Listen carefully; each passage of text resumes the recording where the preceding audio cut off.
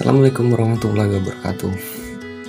Di sini kita akan mempresentasikan laporan kuliah kerja lapangan kami di Pudam Banyuwangi. Selanjutnya kelompok kami cuma berdiri 2 orang, yaitu saya sendiri Abdul Qasim NIM 2123198 dan teman saya Andrianto NIM 212319964. Kita lanjut saja ke profil instansi. Jadi PDAM Tirta Banyuwangi merupakan badan usaha milik daerah BUMD yang memiliki peran vital dalam penyediaan air bersih bagi masyarakat. Kantornya sendiri itu berlokasi di Jalan Letjen Sutoyo nomor 1 Kecamatan Banyuwangi yang berdekatan dengan pusat pemerintah daerah. Fungsi utama dari PDAM sendiri itu meliputi pengelolaan administrasi, pengawasan operasional seluruh wilayah, serta pusat layanan pelanggan seperti sambungan baru dan penanganan pengaduan. Jumlah pelanggan saat ini itu melayani sekitar 50.000 sambungan rumah tangga. Untuk wilayah kerjanya itu mencakup 25 kecamatan dengan karakteristik medan yang bervariasi, mulai dari wilayah perkotaan, pesisir pantai, hingga daerah pegunungan. Persentase layanan sendiri telah mencakup sekitar 60-70% dari total populasi penduduk di Kabupaten Banyuwangi. Untuk sumber daya airnya itu dari air baku yang diambil secara berkelanjutan dari berbagai sumber alam seperti sungai, waduk, dan mata air pegunungan. Nah, selanjutnya itu ada visi dan misi perusahaan. Untuk visinya sendiri itu menjadi perusahaan yang profesional dalam pengelolaan serta memberikan pelayanan air bersih yang prima kepada masyarakat. Dan untuk misinya sendiri itu menggunakan teknologi tepat guna untuk memastikan air bersih tetap terjangkau. Jadi lingkungan itu berperan aktif dalam pelestarian sumber daya air dan program penghijauan di daerah tangkap air. SDM-nya sendiri itu meningkatkan kualitas dan kesejahteraan karyawan serta menciptakan hubungan kerja yang harmonis. Baik, selanjutnya itu ada struktur organisasi. Ini itu diatur berdasarkan peraturan Bupati Banyuwangi nomor 58 tahun 2018. Hierarki kepemimpinan oleh seorang direktur utama yang diawasi oleh Bupati dan Dewan Pengawas. Bagian bidangnya itu di sini ada direktur bidang umum, keuangan, dan pelayanan konsumen. Itu membawahi bagian keuangan, hubungan langganan, dan personalia. Terus ada direktur bidang teknik, itu mengelola bagian produksi, distribusi, perencanaan teknik, serta laboratorium untuk menjaga kualitas air. Oke, di sini saya akan menjelaskan manfaat KKL.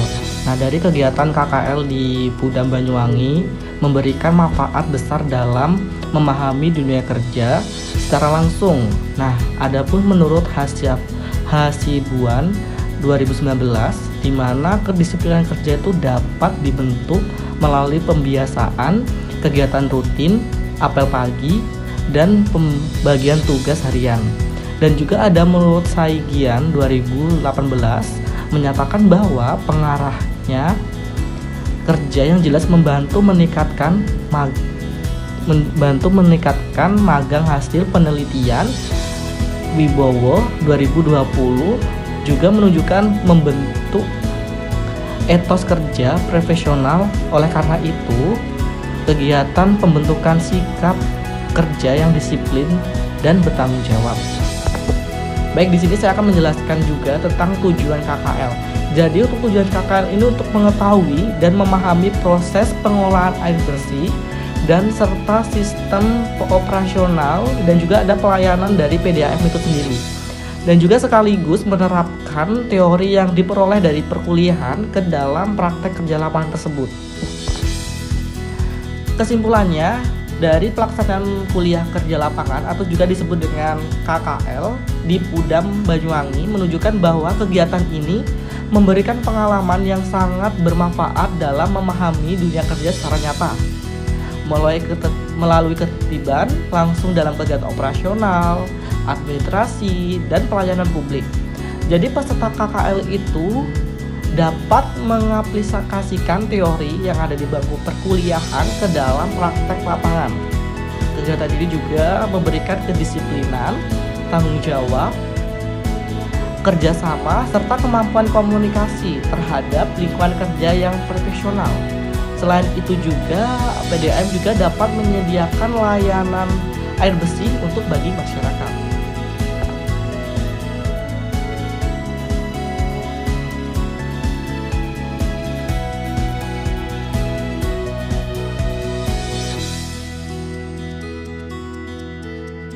Halo guys, di sini saya akan memperkenalkan Pudam Banyuwangi. Apa aja sih ada di dalamnya? Yuk ikut aku. Oke, di sini yaitu awal mula untuk pembayaran dan pengaduan dalam entah itu air atau apapun itu kerusakan dalam PDAM, bisa banget teman-teman itu langsung ke sini. Yuk ikuti aku untuk masuk ke dalam.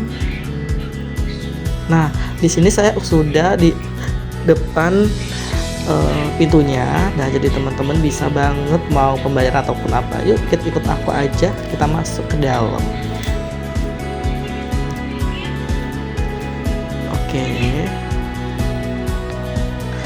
Jadi di sebelah sini ada untuk pembayaran loket, jadi buat transaksi untuk pembayaran juga. Dan di sini juga ada customer service. Jadi di sini pelanggan customer service bisa mengadukan kayak pipa bocor, air keruh, air kotor, pengaduan tentang PDAM dan informasi kemasan baru juga ada di sini.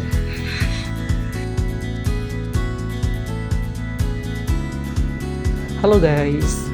Nah, di sini saya akan menjelajahi di perusahaan daerah air minum di Banyuwangi ini, ya kan.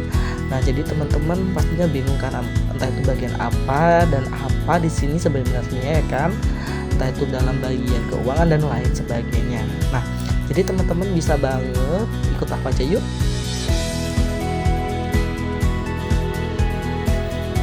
Nah, kita lihat ini adalah ruang security. Jadi teman-teman kalau ada janjian dari direksi, direktur, bisa banget langsung lapor aja. Dan ini juga untuk parkiran ini ya, karena parkiran pelanggan. Yuk ikut aku ke tempat bagian security-nya. Kita intip dulu ya, kira-kira security lagi ngapain ya guys. Nah, ini bisa banget teman-teman langsung laporan aja, mau ketemu sama siapa, mau jumpa siapa.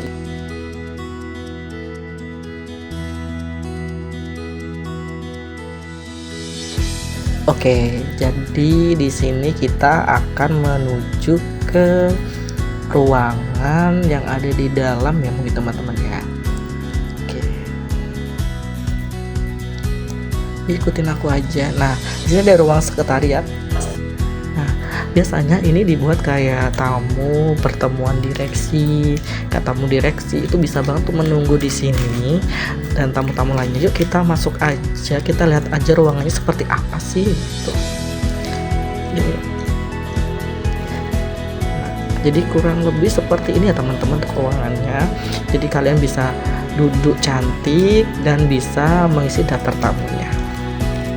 Oke, jadi ini pintu untuk karyawan. Selain karyawan dilarang masuk ya teman-teman. Nah, untuk masuknya biasanya karyawan itu absen atau menampakkan dirinya di sini biar terbuka untuk pintunya. Ini kita masuk aja, kita tengok apa aja sih di dalam.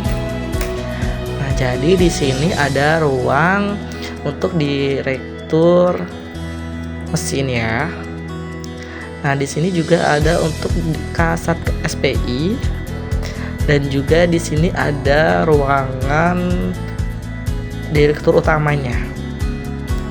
Yuk kita langsung cus ke ini lagi, ke bagian ini juga ada bagian umum. Biasanya buat ini sih kayak administrasi gitu. Nah, ini juga ada lukisan-lukisan cantik dan ya beberapa foto-foto inilah. Dan juga di sini juga ada ini kakak, apa, keuangan. Nah, ini bagian keuangan ya, pengelolaan keuangan. Nah, juga ada bagian pelayanan konsumen.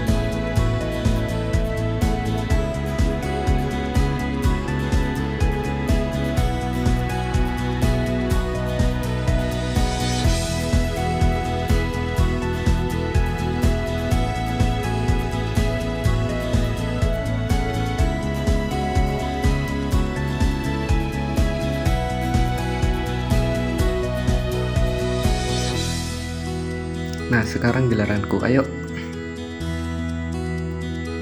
Nah, di sini ada ruang rapat, guys. Ini biasanya dari bagian kepala-kepala ya. Nah,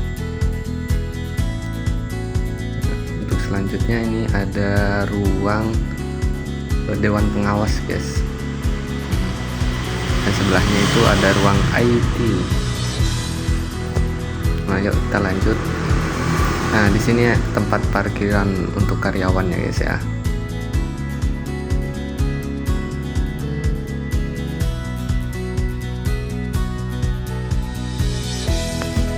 Biasanya saya di sini mengambil sampel bersama Mas Robi, guys.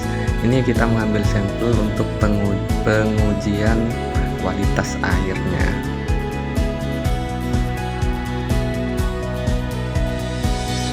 Guys, nah di sini ada parkiran dari Dirut dan yang lainnya. Yuk kita lanjut. Nah di sini ada aula, guys. Ini biasanya dibuat kalau ada acara-acara besar.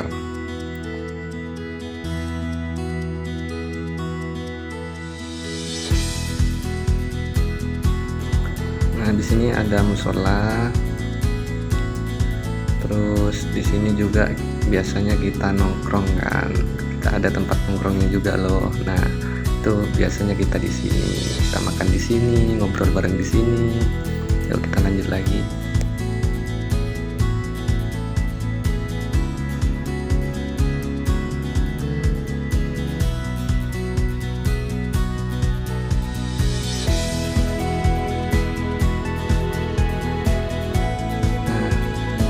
Di sini ada ruang perencanaan, guys. Nah, ini perencanaan dan distribusi. Ayo kita lanjut aja.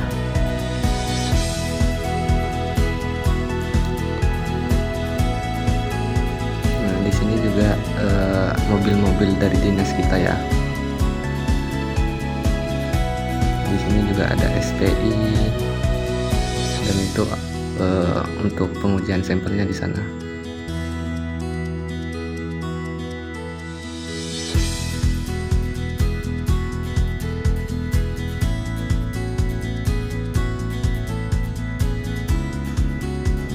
Ruanganku itu adalah prodis dan distribusi. Nah, biasanya saya itu di sini mencatat data laporan pipa bocor dan anggaran yang dikeluarkan.